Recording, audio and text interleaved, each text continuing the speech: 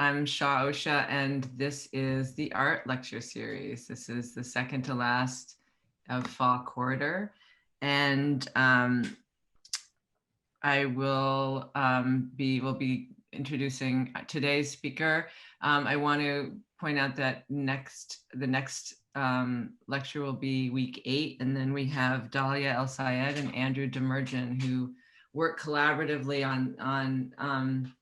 on sites around the world, and then he in a lot in the United States, and one works primarily with like sound and an algorithmic recording, and the other is primarily a visual artist, and together they work on sort of immersive sites. So they'll be coming in 2 weeks. And today we have Anne Marcken, who we're thrilled to have. Anne has formerly been a professor at Evergreen and a beloved professor, and also is an alum. So is a real greener sorts. And we also were supposed to have Anna Joy Springer join us, but unfortunately something's come up, so we'll have to reschedule Anna Joy for sometime in the future. That means that this lecture will probably end at 12:30 and not 1, so it'll be a little bit shorter. And I would just want to jump to the Q&A section of this. So Anne will speak for maybe up to an hour or so, and then we'll have at least a half an hour of having discussion with Anne and running a Q&A session. So we really, because we can't see you, because of this is a webinar, it's nice to at least hear you. So there are 2 ways to ask questions. One is to raise your virtual hand, and that would be preferable because then we can hear your voice and you can actually speak the question. But if you'd prefer it, there's going to be a Q&A, just like the chat, where you can actually type in your questions, and then we'll alternate and read from them. Savannah Burton is a student that's going to be introducing Anne, and she's a student from Decision Making Foundations in Literary Arts and Creative Writing with Miranda Mellis and Chris Kofi. So thanks, Savannah, for giving the introduction. Thank you, Shaw. Hi, everyone. Like Shaw said, my name is Savannah, and I'm the program assistant for Decision Making Foundations in Literary Arts and Creative Writing, taught by Professor Chris Kofi and Miranda Mellis. I'm excited to introduce Anne Marcken. Marcken is an interdisciplinary writer and multimodal artist. She has written fiction, created films, and installation pieces, and is the editor and publisher of a printing press in Olympia, Washington called The Third Thing. Her work is feminist and queer, concerns, quote, questions of impermanence, invisibility, and the abject, unquote, and problematizes univocal and linear narrative form.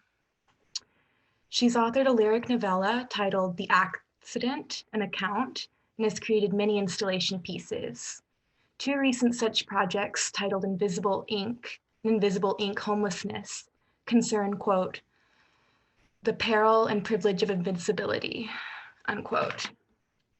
She's earned many accolades, some of which include the Hauer Frank Mosher Prize for Short Fiction, the Stella Kupferberg Memorial Prize, the Mary C. Moore Short Fiction Award, and the Plowshares Emerging Writer Award.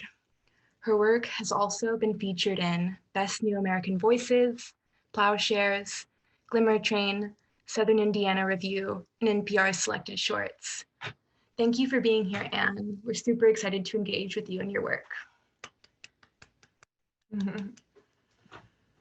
Thank you, Savannah. Thank you, Shaw.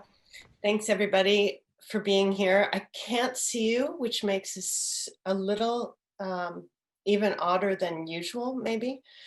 Pardon me while I'm messing around with my view a little bit so I can try and see something that I can focus on. All right, now I can at least feel like I'm making eye contact with you. I'm really pleased to be here today.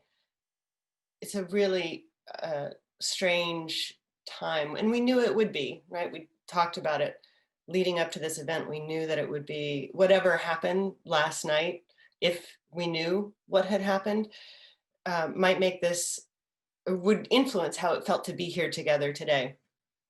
This is where, Evergreen is where I was 4 years ago after the 2016 election. I was in a classroom with students, and it was a place that I was really grateful to be. I was grateful to be with people who I cared about and who I knew were endeavoring to do good work in the world in many different ways. And I'm betting that the same is true of you. So thanks for joining me and letting me join you. So my name is Anne DeMarcken. I use she, her pronouns, and Savannah gave you a sense of what I do. Maybe I know some of you. Maybe I'll find out that I know some of you. I'm going to have my chat open and also the Q&A panel open. I'm not exactly sure how I'm going to do this. I'll probably read a little bit, talk a little bit about process, or talk about process, read a little bit, talk more about process. Feel free to answer questions along or ask questions along the way. If it's not a great moment for me to stop, I can at least keep track of it and interrupt when it's opportune. I'm happy for this to be a conversation. The format doesn't really lend itself that well to this, but I'll try to keep my eyes on all the various places where I might be able to interact with you.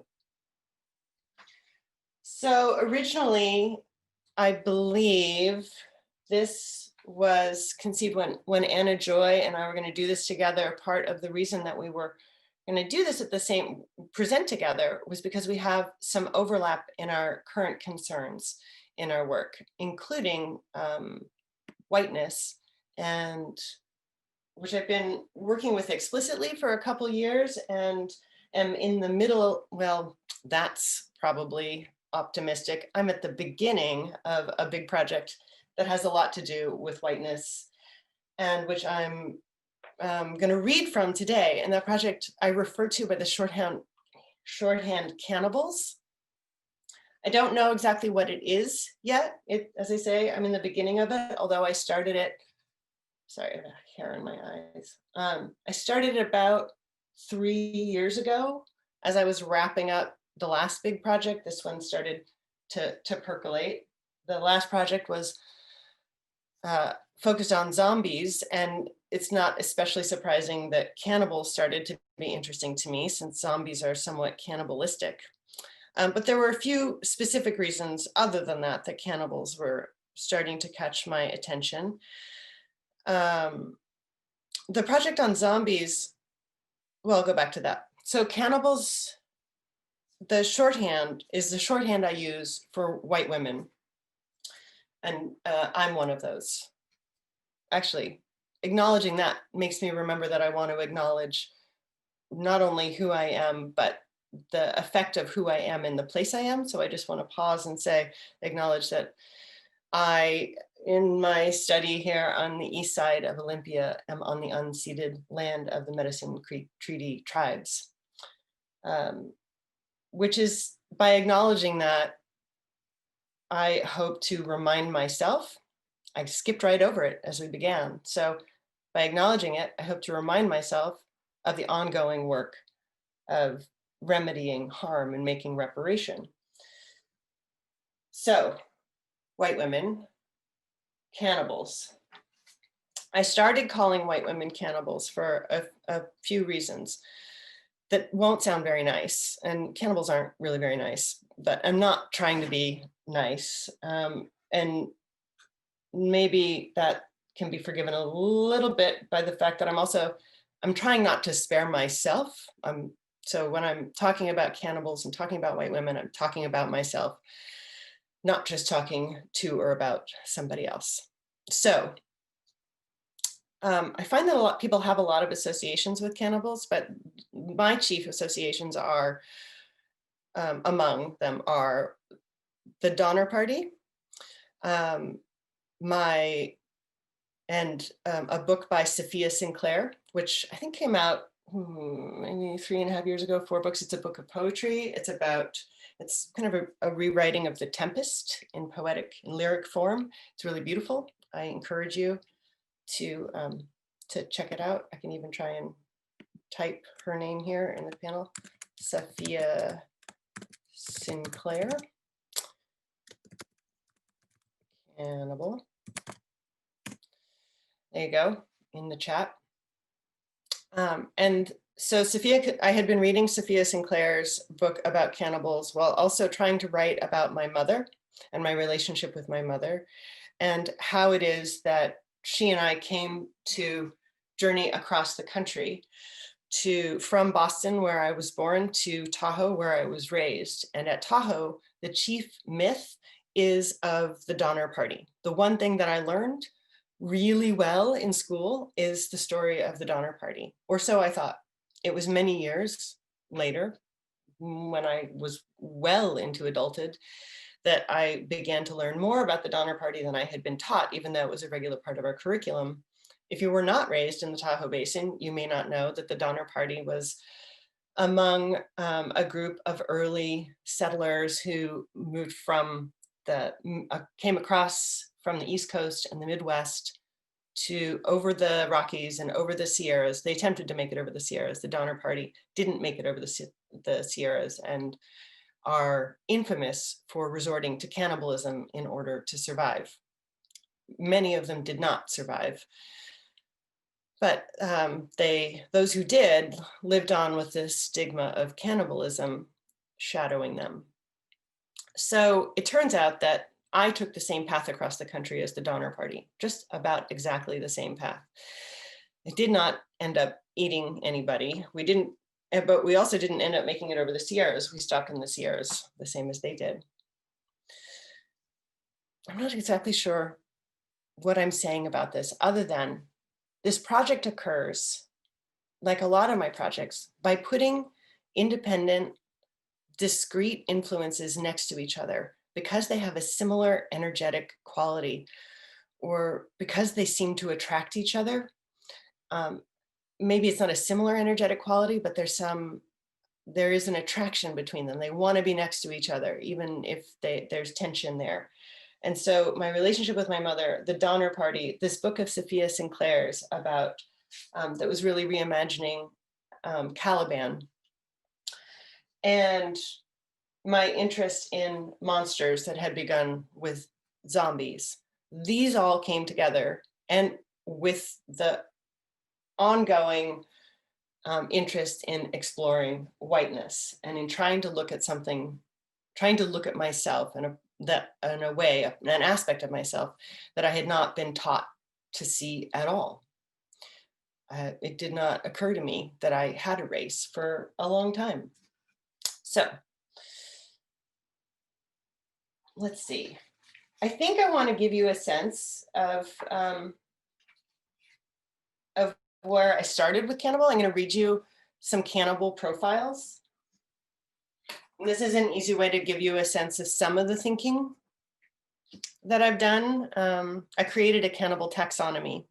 Well, I maintain a Cannibal Taxonomy, which I add to periodically. There are dozens of these, but I'll just read you a few. And I invite you to send me, to nominate types for the Cannibal Taxonomy. You won't hear every kind of cannibal here, but all right, well, let's start with this one. I think this was, yeah. We'll start with the hollow leg cannibal. The hollow leg cannibal can never get enough. She is never satisfied. There is no amount of opportunity, attention, or property that can fill the space that might have been occupied by a full experience of her own humanity. Nevertheless, she tries. She stuffs her hollow leg with the personhood and personality of others. Their songs, their dances, their spices and their spice, their sweats, their suffering, their small joys, their hopes, their hoops and tats and feathers and beads, the very hair from their heads, the smiles of their children in waiting rooms, laundromats, grocery store checkout lines, and over the backs of diner booths. Their beauty secrets, their booties, their booze, their moves, their beats, their blues, their reds, their yellows, their primary and secondary, their first and their very last. To the hollow leg cannibal, theirs is mine.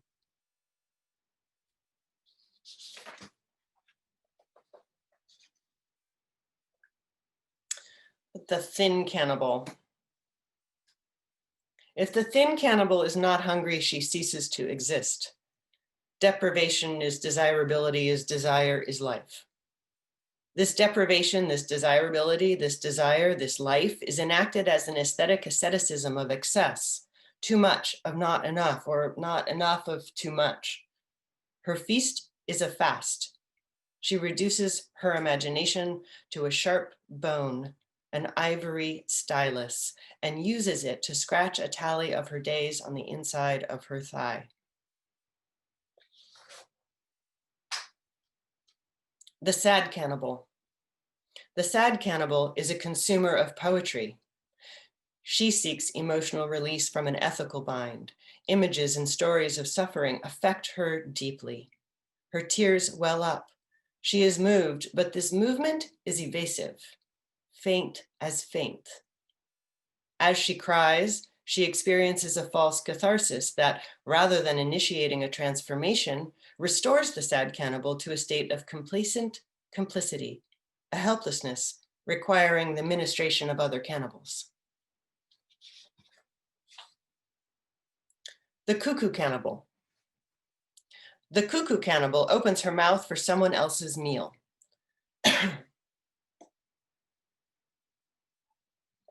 She eats the body before it becomes the body. She precludes the body from bodying.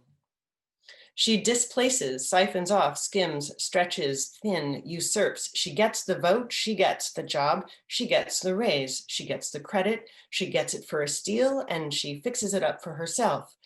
She gerrymanders, reallocates, rezones, impressively adaptable and opportunistic. The cuckoo cannibal will also lay her eggs in the misfortunes of another. She appropriates the plight, claims the disadvantage. She borrows the mantle of suffering, wears it out to a club, spills her drink on it, and returns it in the morning, reeking of cigarette smoke and misadventures she will not report. A note about how unfair it is to equate the adaptations of the cuckoo with the behaviors of this cannibal. A bird is a bird and lives in a bird world.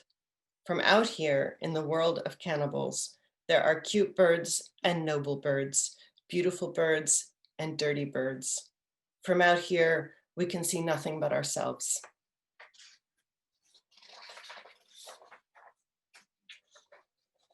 The virtuous cannibal. The virtuous cannibal knitted her own pussy hat. She has a Black Lives Matter poster in her apartment window. She wears a safety pin, then takes it off, posts a black square, then takes it down. She wears vegan Toms, she buys organic, she gets her clothes from secondhand stores, free boxes, and Everlane. She recycles, she meditates, she prays. She has an altar on her bookcase. She has a bookcase because she prefers books over ebooks. She loves how they smell. She speaks Spanish, or she knows the ASL alphabet. She majored in political science or gender studies. Her email footer includes her pronouns and one of two Shirley Chisholm quotes. The virtuous cannibal used to have a spirit animal, but now she knows better. Now she knows the names of the local tribes on whose land she lives and works. She's read Citizen and she went to Get Out. Depending on her age, she may struggle a little with the difference between Danny Glover and Donald Glover, but she loves Samuel L. Jackson and would marry Denzel. She has a Black friend, a friend from Puerto Rico, a friend from way uptown, a best friend from high school, a photo to prove it. The virtuous cannibal signs petitions. She likes and hearts and follows. She keeps up with the lingo and the acronyms. The virtuous cannibal is a broadcaster, a telegrapher, a vaudevillian, a master of the knowing look and the slow nod. The virtuous cannibal waits until everyone else has had firsts before she goes for seconds. I'll do one more. The realistic cannibal.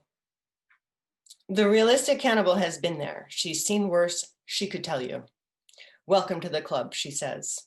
She is looking at you through her cigarette smoke. Get in line, she says.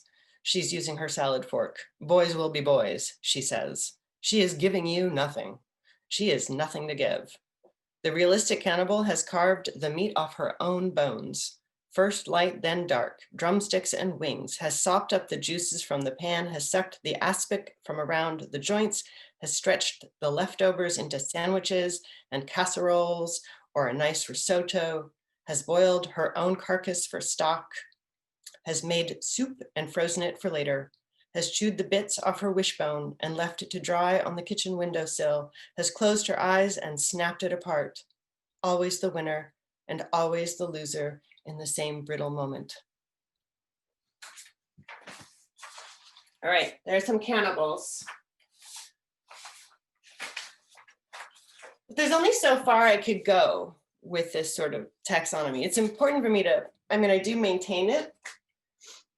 I add to it, as I said, but it doesn't do what I like to do in my work, which is create opportunities for sudden sense of boundless connection. My work tends to, I'm interested in creating feeling, working to affect, using words not to relate events, but to create the possibility of connection. Bart would say that did say in The Pleasure of Text, he talked about the way that in writing you can create a site of possible encounter with the reader. You may not know that you're meeting there, but you create the potential for an encounter that you don't even know you're having. And for me, that encounter happens through feeling, through affect. And so in a project, when I'm working on a project, I attempt to find the kernel, the emotional kernel that is at its heart, and which I can return to and refine when I need to remember what I'm doing or discover what I'm doing or know which way to turn at any given moment. And so the taxonomy is fun to write. It's snarky and, and also it requires me to be very rigorous in my thinking and identify the difference between one kind of affiliative power and another, which is how white women function in this country through in this system of white supremacy. We affiliate with power in order to manage the ways that we're subject to that power. And so it's helpful to me to parse the subtle differences about how I do that and how others like me do that. But it doesn't have the heart. It doesn't have the heart to sustain my interest. It doesn't feel like it's good work. It doesn't feel like what the world needs right now. It makes me, it's also very, it feels like kind of safe, like it's a little distancing. It makes me feel there's a real risk of separating myself and not implicating myself in the work. And when I'm working to feeling, when I'm working to the heart of whatever story it is, then I can't hold myself back from it. And so the larger body of this work, the larger body of Cannibal, is about my relationship to my mother, my relationship to the land, and the way these are mediated by received culture and maybe forever mediated. Maybe my true experience, my real experience of the land, the way it comes to me, of this place, the way it comes to me, maybe the truth is mediated always, but there's something about recognizing the filter that's important and has to do with this work. So toward that end, toward finding the heart and toward finding a story, a thing that moves through time, that involves events, that captures the imagination, that creates space for more than just me, I started to engage in this sort of collection process that I do. So I started putting these things next to each other: Mother, Donner Party, Journey West, and really operating through association and letting things surface, reading books, and not at all literally gathering things. I always wished that I was a person who kept a box for every project and just put things in the box. And when the box was full, then I knew I had what I needed for the project, but it's not like that. I'm really slow and I'm really process based, and I need constraints and rules and digressions. And in all of that process, I ended up eventually finding what I think is the form of the project, but as I say, I'm early, which is in essence a biography of Colombia. I see somebody just asked a question. Maya, if I'm saying your name correctly, just asked a question. What do you mean by creates space for more than just me? Yeah, I'll stop and answer that. So I am not just writing, on some level, I'm writing for myself because there's no guarantee that something's going to get published, and I need the work to feel meaningful regardless of what happens with it. But I am writing with the idea that literature writing is a collaborative process with a reader. And so in order to create space, by space, I mean space for the reader, space other than just me. There needs to be a way that somebody else's imagination can enter into that process rather than just being a closed environment where it only makes sense for me, and it only feels like it only has that feeling to me. Like when I listen to a song and I, feel whatever I feel with that song, it doesn't mean anybody else feels that way when they're listening to that song. So I don't want to write a song that just makes me tear up. Does that make sense? You can, if I didn't, you can ask a follow-up question or, okay, I think I did it. The question just disappeared. So it's a different environment. The question is gone, so maybe the question was answered. Thank you for all the people who are managing things behind the scenes. Okay, so Colombia. I was about to talk to you about Colombia, and toward that end, I'm gonna bring up an image behind me. I'm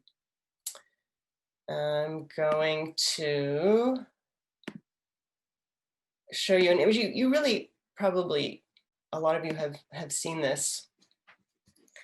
This is called American Progress. It's by a painting by William Gast. It was reproduced many, many, many times. It was made in 1872, I think.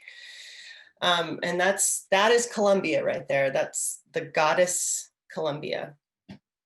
And you can see her hovering above the plains. You can see some cowering indigenous people. She's moving from the east, where the dawn has come, enlightenment has arrived on this dark continent, and she's traveling west to bring enlightenment with her to the many people of the plains and the far coast. You can see the buffalo are running before her, and behind her comes industry and communication. There's a telegraph line and the railroad, and these nice wholesome farmers, and there's the mail arriving, and she has in her hand a book that says, if you were able to see it closely, you could see that it says school book. So she's bringing education. So this image of manifest destiny, of American progress, of Colombia, was always captivating to me. And I can't remember actually why she came up again, but I struck on this idea of writing a biography of Colombia, and I started to investigate her, and she was a kind of bonanza of associations and connections and things that felt really relevant to the story that I was trying to unearth for myself about white women and the way they function as emblems of American virtues like democracy and progress and freedom and liberty, while at the same time functioning as vectors of white supremacy and violence. So here she is carrying all these so-called gifts across the new world, and really she's bringing terror and devastation. So that feels like a very precarious position that white women occupy as both vectors and victims of violence, of the patriarchy. And that's exactly what I wanted to look at. Columbia began her life long before this incarnation. She began in the 1500s, and then progressed over time. And this incarnation really was interestingly developed by Phyllis Wheatley, who is considered by many the first American poet, and she was an enslaved Black woman who wrote many poems, but most of them odes and very patriotic. And she wrote a poem about Columbia in which she turned her into this figure of the goddess that we now recognize as such.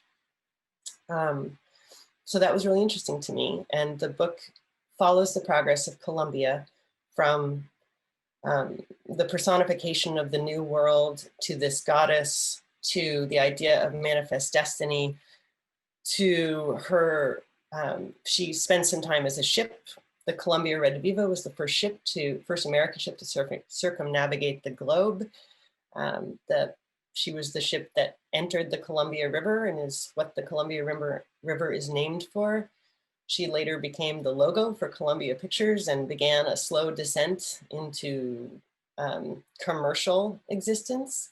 So the book as conceived is this long biography of the white woman from virtuous ideal to commercial product.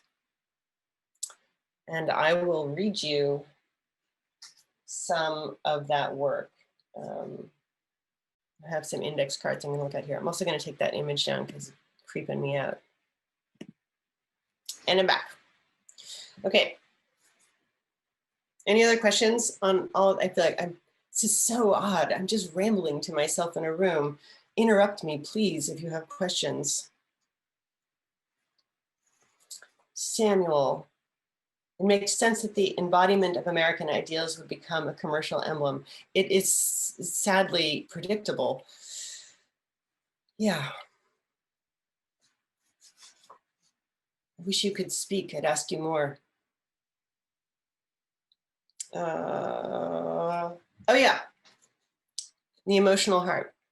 So a thing that I learned about zombies when I was writing about them is I decided that for me, they really represented grief. And the rage that we express instead of grief. So with cannibals, it took me a long time. It seems sort of rageful. I'll get right to you, Avery. And I identified right now what I'm working with is this ideas about shame and the way and what cannibals have to do with shame. And when I am searching around for what it is that I mean to be talking about, I am trying to return to feelings of shame and how that resides in the body and how we shrink away from it and how we confuse with what we do with who we are and how that puts us in a double bind. Avery asks, I'm interested in Columbia as a female avatar for white male ideals, re-manifest destiny. Me too. I'm very interested in that. And that again goes to the affiliative power of white women, that in the patriarchy, the power that we have is via the men who we affiliate with. And I'm going to use men loosely, the male powers that we affiliate with. And so taking up those ideals, where that part of the way I got at shame actually is because these ideals are embodied, that we are confused with. We are, justice and liberty and made to represent ideals and values. And it's hard to surrender that role, in fact, when those are ennobled and glorified and held up and cherished. It feels as though you are being cherished when in fact you are not. You are just a vessel. Evangeline asks, doesn't it still prioritize the experiences of white women to attempt deconstructing whiteness through the experience of the oppressor? Let me read it again. Doesn't it still prioritize the experiences of white women to attempt deconstructing whiteness through the experience of the oppressor? So maybe, because I'm not sure I'm understanding your question, I don't want to say no, since I can't go back and forth with you, but I can tell you what I am trying to do, which is not to prioritize the oppressor, but to talk about race and whiteness from my racial white position, not to write about race as if it's somebody else's, and certainly not to prioritize it, but to write about it. I mean, not to put it ahead of somebody else's experience in that way. So I'm not sure if that means yes is the answer or no is the answer. It's certainly not what I'm attempting to do. And there's a raised hand. Do you want to keep going or you want more questions? I take another question, but I don't see where the hand gets raised. Right, so I do, so I'll. Great. I see one more written question, and sure, I'll take the raised hand if you can tell what order they came in.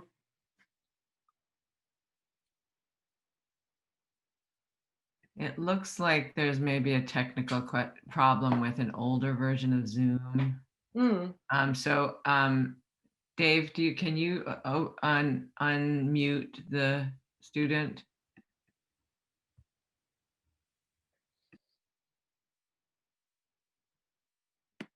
Hello, I was just going to continue talking about the idea of American ideals as sort of connected with commercialism. Because it seems like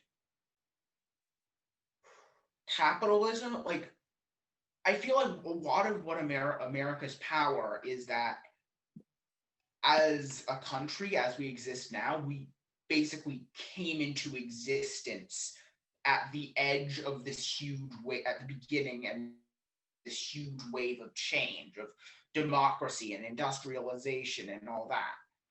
And it seems like, it feels like we are kind of anchored to that point in time because we came from that wave of change. And the beginning of capitalism is one of those things. Like, the beginning of capitalism as we know it today is one of the things that was part of that wave. And so that's why I feel like it's fitting, and that's why I feel like it's not just like, oh, what a shame. I feel like that's like, commercialism is essential to what makes America America, as essential as democracy is. It's not as pretty, but it is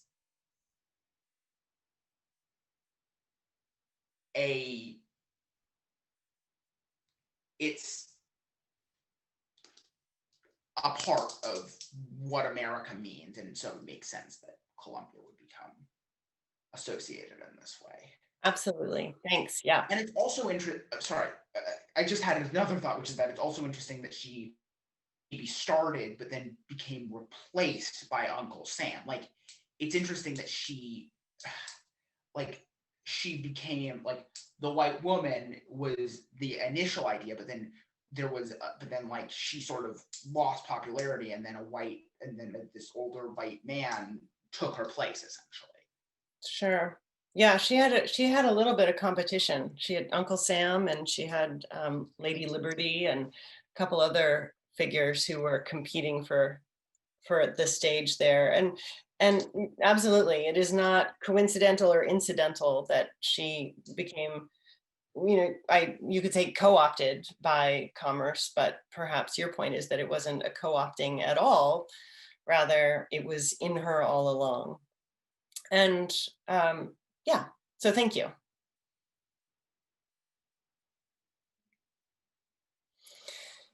Okay, I'm going to catch up a little bit on the other questions here. I'll just read through them and maybe I can tie them together. This is backtracking. So Eli asks, you said you try to spare yourself when it comes to, not spare myself when it comes to cannibalistic self-portrayal. Which cannibal am I? Well, I'm any number of different cannibals. I relate to a lot of different cannibals. I may relate to all, maybe not all of these cannibals, but surely I have at times been a realistic cannibal. I feel like I'm most obviously a virtuous cannibal in these.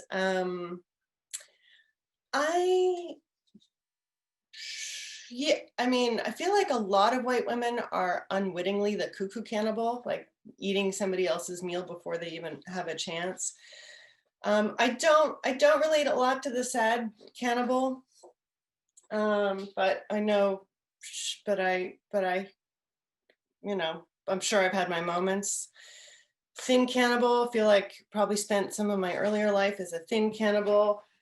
Hollow leg cannibal, actually, yeah. I mean, again, there's, I feel like there's no, it's not I feel very hybrid. I'm a hybrid cannibal, I'll say that. And there are many others. There are mother cannibals and madam cannibals and all kinds of cannibals. So and all these and more. I am multiple. Okay, Anthony or AJ says, do the perspectives of women of color factor into your work? If so, in what ways? They do. I really, well, in this, I'll read some to you that includes, at least has a character who is a woman of color. Phyllis Wheatley comes into this portion that I'm going to read to you. And at other times, other women of color come into the story. But I'm really trying to not write the stories of women of color when the story of the story that I'm trying to write, at least of white women, is one that of culpability and of sort of that tension between being both the object and subject of violence. I feel like that's the story I'm trying to tell here, and yeah. So they do come in because there are women of color and people of color in the world in which these white women live. So Miranda asks, the zombie and the cannibal are reduced and reductive and also extractivist. She reduces her imagination, you write, wondering about the correlation between withheld nourishment and withheld imagination or losing imagination. She precludes the body from bodying, you write so beautifully. I wondered how you connect or think about the relationship between loss of imagination and the zombie or cannibal figure you were exploring as a metonym for whiteness. Miranda, I so wish you would raise your hand and ask that question to me. Can you do that? Can you just speak that question?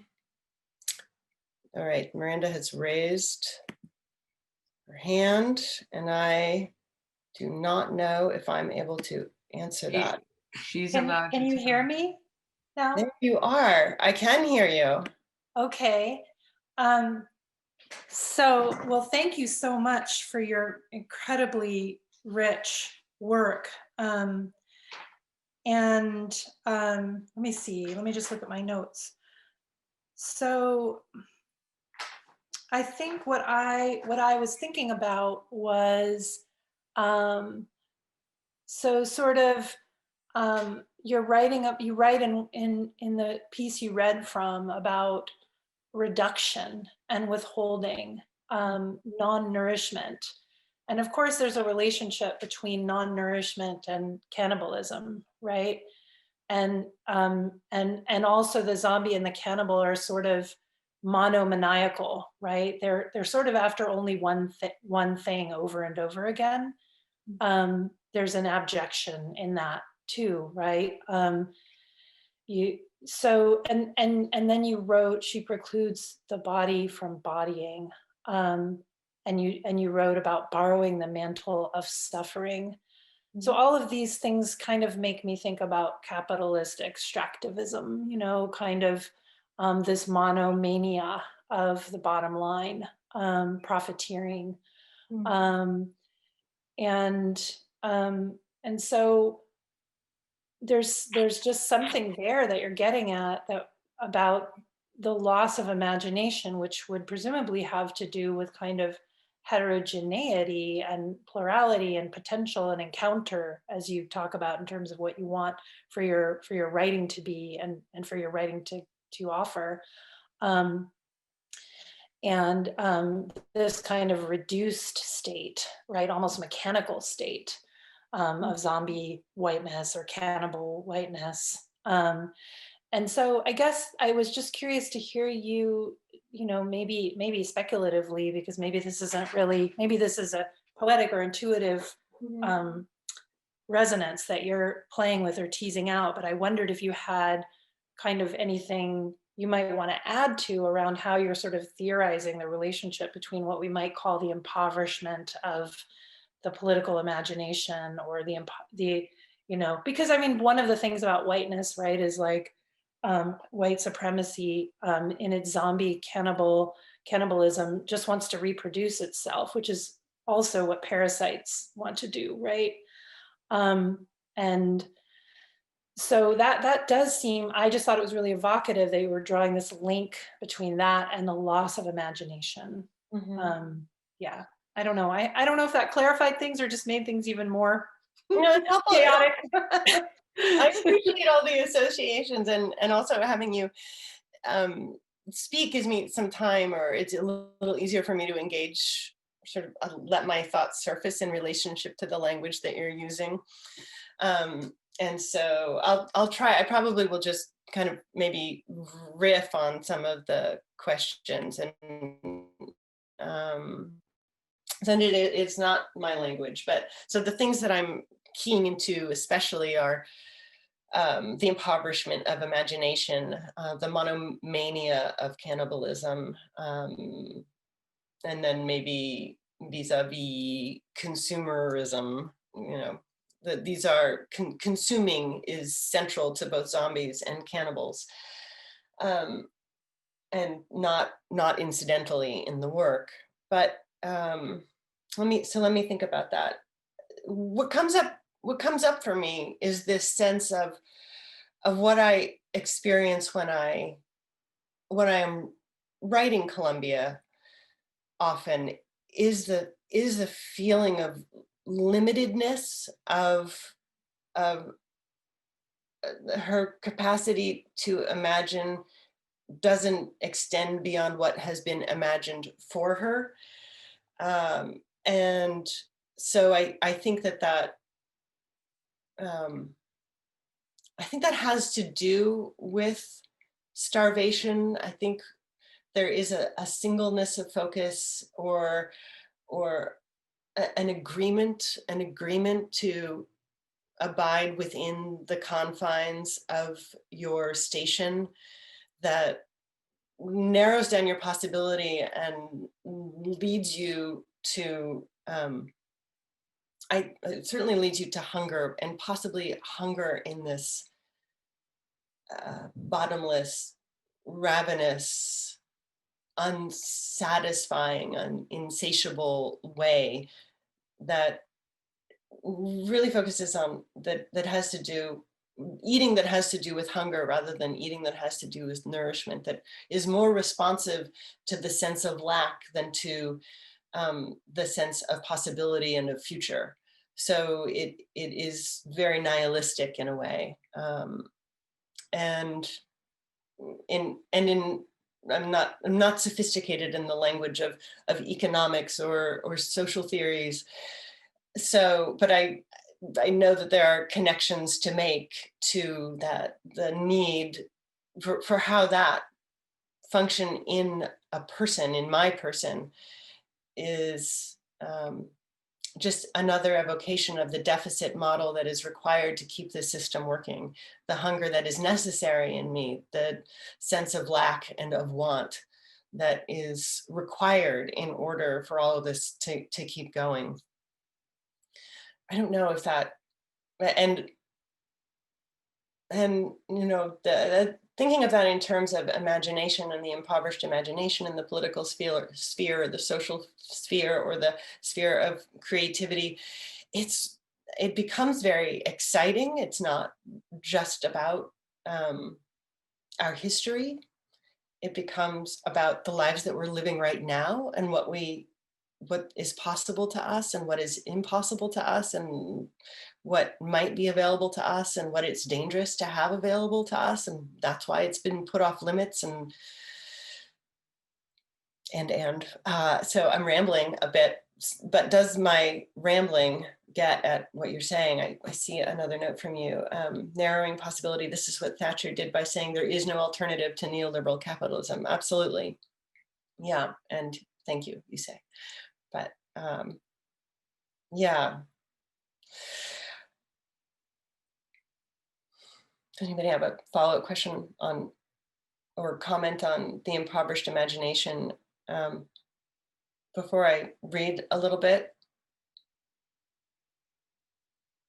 Actually, it's going to be read quite a bit, I think. And so I think I'll probably read for about 15 minutes. And then there'll be time for more questions related to the portions I read. And these are about Colombia and the actual biography of the work. These are fragmented pages. And I think it will maybe get at one, the question about whether Black women come into, or how Black women come into this story. Also possibly how I come into it. I'm going to add some things that aren't actually on the page to orient you in a way that you would get more organically if you were looking at it yourself. So I'll indicate who is speaking sometimes. I believe, so I am speaking, or I'll say myself as the narrator character. So myself, or as a narrative persona of me, version of me. Virginia Donner is in here, Columbia, and a few different versions comes in. And then there are other characters who are named, but don't speak. And so they'll be named, most notably Phyllis Wheatley, who was the enslaved woman who coined the goddess version of Columbia in 1776, I believe, 1775 or 1776. So she wrote a poem for George Washington and sent it to him. And it was about the goddess Columbia, who had not been considered a goddess previously. And I'm going to start with a fragment, a little quote from an encyclopedia that I picked up many, many years ago and kept with me and have been working with for decades at this point, always in relationship to me and my mother and the other women in my family and in my world. Okay, so the encyclopedia, it's from an encyclopedia entry on clouds. Clouds are thus no permanent collections of the same particles of aqueous vapor, but spaces in the firmament in which successive portions of vapor in the atmosphere are continually presented in visible form to disappear and be replaced by other portions. So key idea there is clouds are no permanent collections of aqueous vapor, but only spaces in the firmament. So this is myself. The air was soft. It smelled like vanilla. In the summer, I sucked on my own skin for the mineral tang of sweat and dirt. I ate molasses-covered oats from the grain bins and licked the pasture salt blocks. It burned my tongue and shriveled the insides of my cheeks. When my nose bled in the winter, I let it drain down the back of my throat. I swallowed the thick trickle. It left me parched. I wondered if I could live off myself. Later, starving, I learned I could not. White women, I am talking to you. Dry your tears. Cannibalism starts in the salt. The air was never satisfied. Dust motes, cherry petals, cottonwood cotton, snow, things that fall but not down, things that are carried, things that drift and settle. Is the bare cherry tree I am looking at right now the same cherry tree that was in bloom the last time I was here? Am I the same I? Down south in the ravine, where it stays wet enough for Jack in the pulpits and horsetail ferns, there is a veil and a place to pass through it. At the eastern point of the island, if the tide is not too low and not too high, there is a fault in the rock by which you can come and go. Virginia Donner. It was a dry cold. We did not eat our own relations. About this we were particular, and later asked the papers, if not discreet, at least to be precise. We jerked our dead and neatly grouped the meager strips in grim but tidy piles along one smoke-stained wall of what we thought would be our tomb. You'd like to think you'd know your own flesh and blood, but we were delirious, distraught, so labels were important to avoid mix-ups. Fortunately, we still had ink and paper after shoe leather and pets had been exhausted and all else was one another. Looking back, though, I think I would have preferred to eat a member of my own family. And if the shoe had been on the other foot, I'd like to have nourished those I loved most. Also, for the record, we never killed anyone, except those two. The sun was either up or it wasn't. Phyllis, Phyllis, Phyllis, Miss Anne, Anne, and Anne, Columbia, Columbia, Columbia. You are confusing repetitive identity for continuity. What's needed here is an organizing intelligence, a narrator. Columbia, the New World. All the armadillos and alligators wanted me to ride them. It was a great honor. Sometimes I would make them fight. The alligators were fierce, but the armadillos were crafty. I slept in a hammock. Hammock time was the best time. I had breasts like perfect half grapefruits, like aspic molds, like flan. I used my battle axe to cut off heads. I liked to arrange them around my feet. There's something indescribably pleasurable about the feel of human hair on bare feet. If you haven't felt it, I don't know to what to compare it. Curl and strand, lock and nap. I had a pet parrot who rode with me everywhere on my shoulder. She would fly off over the land and report back to me what she had seen. I was an excellent shot, my bow and quiver like extensions of my body. I was strong, shoulders like a man's. Everyone was naked then, and we all shot each other. We shot everything, and everything was strange. All the animals had tails as large as their bodies and ears and tongues, so long they got in the way of eating and walking. We ate whatever we shot, each other mainly. I remember the special butcher table, someone's leg always roasting on a spit. I can almost smell it now. Isn't that strange, the way you can smell a thing just by thinking about it? And then everything comes back in a rush, but with no details, no colors or names, only the feelings. A vaporous flood of pangs and longings and flinches so potent it nearly overwhelms. I have to sit down. I have to lie down. I have to surrender my whole body. Columbia, Columbia, ship and river. Columbia, Columbia, Columbia, Columbia. Progress, commerce, carnival ride, spaceship. I repeat, you are confusing repetitive identity with continuity. What's needed is an order of events, a timeline. There is very little space between the churn of the sky and the churn of the waves. The slave ship is an ear severed from its scheming intelligence and cast into the ocean. The hull of the ship is the drum of this dumb ear, white oak membrane separating or connecting the souls in the hold and the souls in the deep. It is loud below deck and dark. Planks vibrate with the strain of shrouds, the strain of births, the lurch of troughs and crests, the lurch of death. Hum and thump and moan and pause and whine and thrum and crack and pause and croak and shudder. Shh, shh, shh. The stench is thick, but the ocean is thicker. Listen.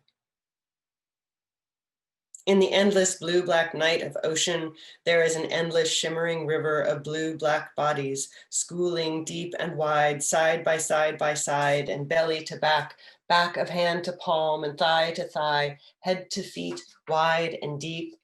No mindless drift or gyre, this restless many-brained ghost of the drowned and jettisoned dead flashes as it rolls and bends, a blue-black glint. Teeming middle passage marinage, parted now by bow and keel. It finger drums a million and a million more last heartbeats on the hull. Inside, ear inside of ear, ear pressed to ear drum, a girl. Dark in the hold, she hears the knocking and knocks back. Listen. What's needed here is a sense of place, a setting. Columbia, goddess. Trade wind is fair wind, the slave ship approaches. Now she's in my waters, bellied sails bright in my refulgent gaze. See me, Columbia, standing waist deep in the ocean. My legs are leagues long. My eyes are the sky, or birds in the sky. I am the world and what it contains. Columbia, daughter of fathers, cracked from the brain egg, all that is fair. Fair skin, fair hair, fair deal. I am new land, prosperity, liberty, democracy. I am the world and what it contains. The sun shines on both sides of my skin and it makes me crazy as a loon. Inside of me is this sea and a moon and the sun and all the other stars. There is the old world and the new world. There is now and there is before now and forever. Dawn is sometimes pink and filmy. Sometimes the air is filled with cottonwood cotton, sometimes snow. Inside of me, there is a cat crossing a mown field. Inside of me, there is a child sucking a cut. Sometimes the child is sitting on a curb, sometimes a rock. Inside of me, someone is dying in the street, in bed, in a cell of grief from a shot to the side of the head, from want of air, calling for justice, calling for mama, without knowing why, knowing exactly why. While outside of me, in addition to the sea and moon and all the stars, including the sun, there is also me. What is outside of me contains me. My skin is a stockade. My skin is wagons roped into a circle around the cattle, spectral in the night. Inside of me is now and before and forever. Outside of me is no longer and not yet and maybe never. The unsettled. It scares me. I reach down, pluck her up the ship full of bodies light as balsa wood. See me holding slavery's severed ear to my own perfect head. I want to hear what she hears, to have what she has. She the ship, she the girl in the hold. See me holding the ship, holding the hold that holds the kidnapped sons and daughters, the particular girl. See me hold her like a shell to my ear. Parenthetical. She is all these things at once, ship, ear, shell, and more. She is a womb word, birthing a wound word, bleeding a new world. She is the chattel body, the daughter body, the wife body, the mother body, motherland, mother country, mother tongue, mother. She is the body of water, river, freshet, sea, and she is a vessel. To board, to man, to fill, to drink dry. She is the land and its laws, justice, liberty, mercy, progress. She is blindfolded, barefoot, foot on a sword, foot on a crocodile, foot on a severed head. She is the task and the machine to get her done. She is a rope, used as a leash, a noose, the bite, the coil, the loop. She is a story with a twist, a kink, or she is a twist with a story, a hockled yarn, not once upon a time, but time upon time upon time. Does not begin, yet begins again. Time upon time, there is a girl, and she is willful, she is obedient, she is prideful, she is meek. She goes where she is told to not go. She cries flowers, she speaks toads and snakes. She wakes, she takes a bite. On the road, she meets 3 brothers, 1 crone, a blind man. There is a dead mother and a stepmother. There are 2 ugly sisters. There is a mirror, a shoe, an apple, a pile of seeds. She has the help of mice. She has to wait, to refrain, to run away, to pass a test, to get something and bring it back, to give something up, to clean, to die, to transform. She becomes a princess, a cow, a tree, a star, a lion. Time upon time, there is a man and he is lonely. A prince, and he is brave. A king, and he is dying. A god who takes the shape of a swan, a bull. She squats in the tall grasses at the verge of story and history and gives birth to a hero, to a monster, to her future lover. She gives birth to a nation. She gives birth to another girl. End parenthesis. Forever and before, there is the ship shell ear. There is this girl, girl, girl. I am holding her up to my ear, holding the brown girl body, brown as a dark brown cowrie shell, pink inside and smooth. All the sounds of the hold are held in her body, held in my hand. Listen. She, she, she, she, she, she, she, she, the sound of her breaking on my shore. What's needed here is an inciting incident, a reason. I pop her in my mouth. This is a moment of great disorder, outside and inside out. See me, Columbia, wreathed in lightning and lit from within, beneath the frothy spread of my white chiton, across the waves below, in the eternal blue dark, the ghostly marinage figure 8s the pale pillars of my legs. Inside me, there is an answering twist, a twinge, a tiny death. Oh, delightful weakness, come and come again, thrilling minnow thrum. No one has to know. I'll say I didn't say. Shh, shh. Swallowed whole, the girl tumbles down my chute. She cartwheels naked into the starry vault of democracy's own bosom. She falls and falls, a star herself, but dark. Far below, brigantines and frigates lie at anchor. Gulls reel and scream. Little sulphurous puffs of musket smoke hang in the crisp fall air. There is Anne Hutchison Scold and Go, still shaking her fist. The girl is shipped, shopped, sold. She, still falling. A gentleman buys her for his dear Susanna to fill their empty nest, to feather their cap. Little bird, picture her gross and mortal body, still falling, 7 or 8, judging by her teeth. Picture them checking her teeth, still falling. Mouth open, she looks up and hooks my eye, still falling. Savage disapprobation, still falling. There is a queer unwanted stir in my breast, a sable unease. Within my bosom, a tempest brews. The new day darkens as armies mass. All of us are falling. All of us are in the hold. They give her the name of the ship. Phyllis is the ship. Now Phyllis is the girl. Still falling, still falling. The girl becomes the ship, or the ship becomes the girl, held in the hold of the ship I hold. A similar trick will shortly be performed on me. The girl's fortunate fall becomes orderly, directional. Her body stiffens. She straightens her string arms, presses her palms together, steeples her fingers. It is cold at this altitude. Ice forms on her eyelashes. Her lips and nail beds turn blue. She locks her jaws to prevent the chattering of her teeth.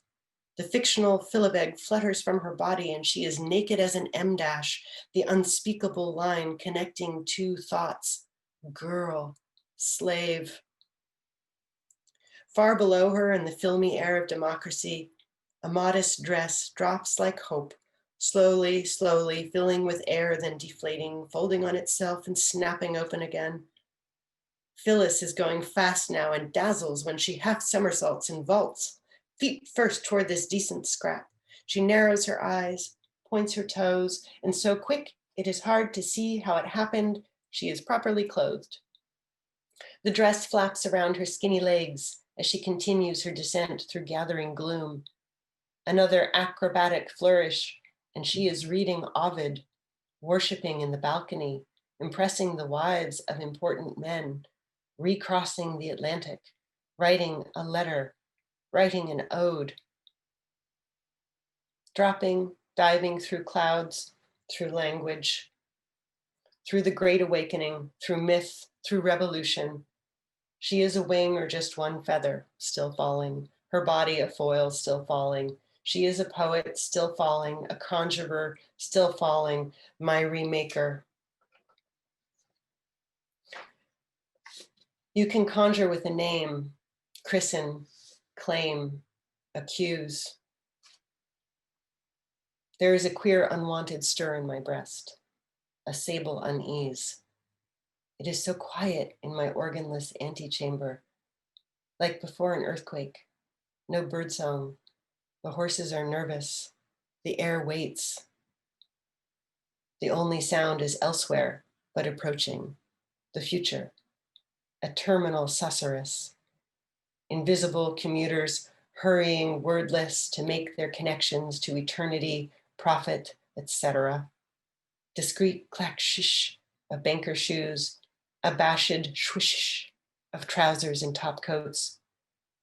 The occasional sharp tap of an umbrella tip on terrazzo, or the accelerating silver spin of the rare dropped coin. Somewhere a door opens and clicks closed again. Deals are being made, bargains struck, a constitution drafted. And deep beneath where bowels should be, war rumbles on hidden tracks.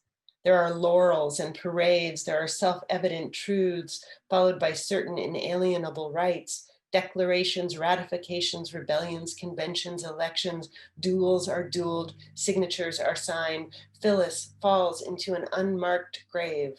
She is buried somewhere with her last dead baby tucked at her side in the very same coffin, free, dead. Wind on the sea. She joins the river. And for me, no such liberty. It's back to the pluck and chuck of water on plank, the strain and plunge, the hold. Ship begets girl, begets me, begets ship. Shh, begets shh, shh. The records have been lost. Wait, I'm gonna stop there. Yeah, and that leaves us, I don't know, 15 or so minutes if anybody has any questions or comments. I'm gonna have a sip of water.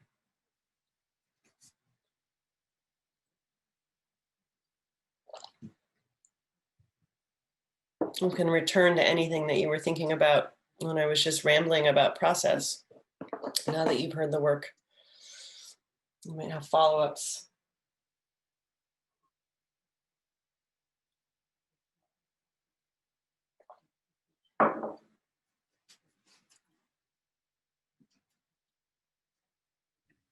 We'll give people a minute. Yeah.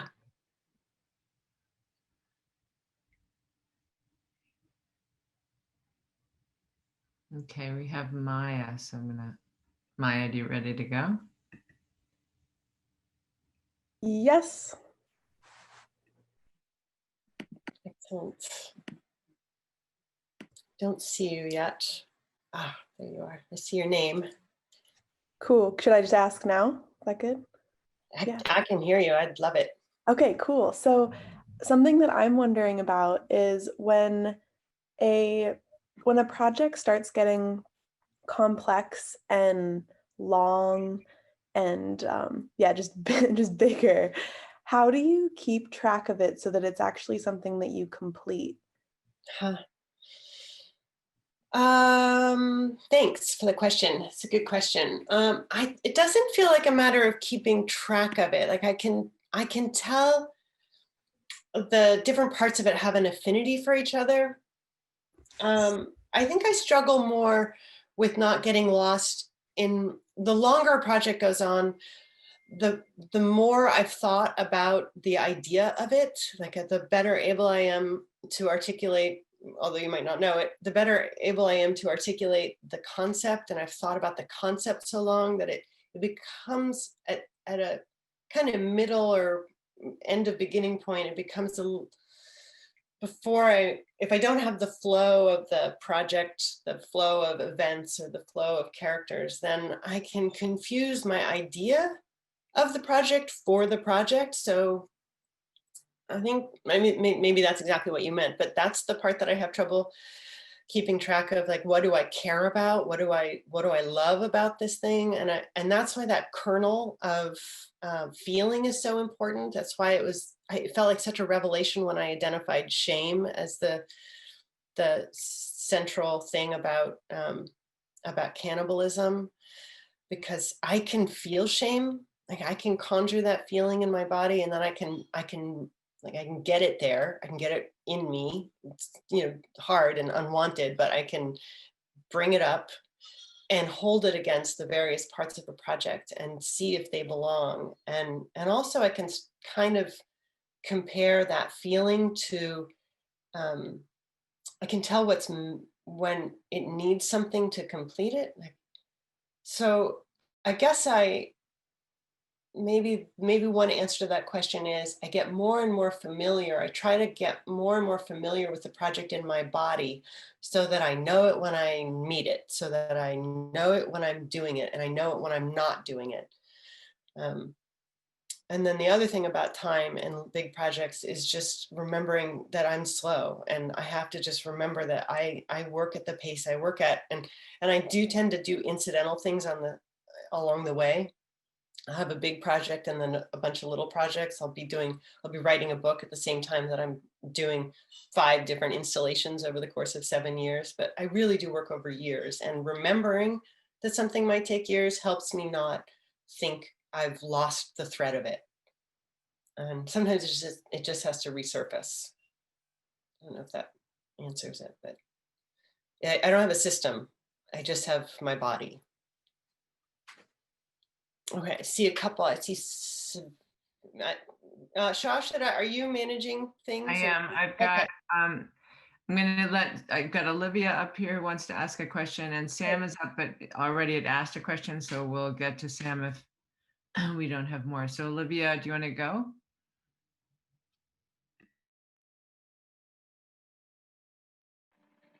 Can you hear me? I can. Awesome, cool.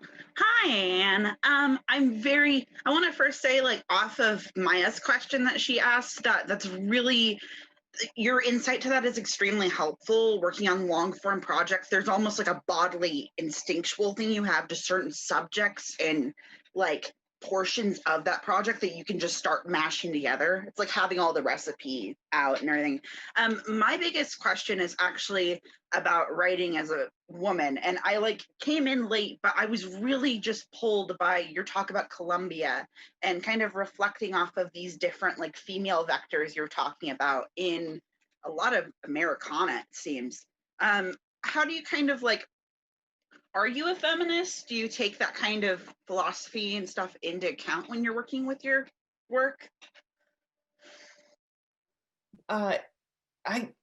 Yes, I am. Thanks for the question, Olivia. I feel it's such an uninformed yes, though, I have to say, but one that I'm very committed to. It took me a long time to know that the answer was yes to that.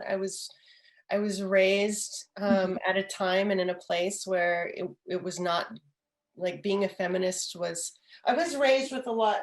This might not. I don't know if you were here for my cannibal reading, so this might not mean anything to you. But I was raised with a lot of realistic cannibals, and raised by realistic cannibals who were just like, yeah, suck it up, and we're fine. And if you can't hack it, then that's something wrong with you. Who took a lot of pride in being tough and not needing to declare anything, to make any declarations, to just get along. And so I learned that the message was that being a feminist was not that. Being a feminist was wanting exceptions and taking umbrage and making a big deal out of things that were just the way it is. But yeah, I'm absolutely a feminist. And I'd say that it's possible that I'm a feminist, least, I don't know, this feels like way too, I'm prone to making pronouncements, so I'm gonna try not to, because I don't feel as certain about this. Yeah. But I would say that I don't know. I feel like my feminism has a lot more to do with my queerness than being a woman. Yeah. That it took really growing up into queerness to understand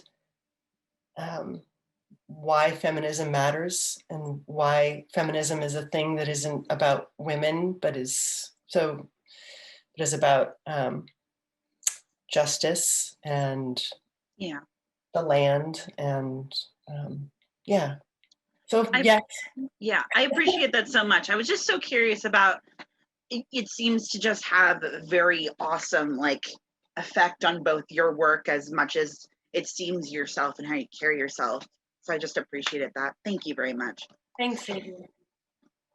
Sorry, I'm gonna blow my nose. There's a question that's been written out by Eli. Yeah. Okay. Let's see, Eli, do you also acknowledge that Columbia was a figure that was used to sexualize and romanticize the New World America, as well as feminine Native Americans, but versely made, male presenting Native Americans seem weak and easy to take over? I'm not sure I'm following the syntax or getting the syntax right, Eli, so I apologize. Just asking because it seems like you focused mostly on the voyage aspect.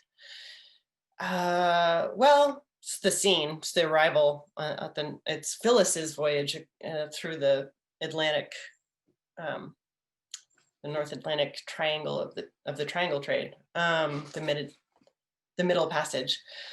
So the question here is, do I acknowledge that Columbia was a figure that was used to sexualize and romanticize the New World in America? Yes, I do. I would say yes.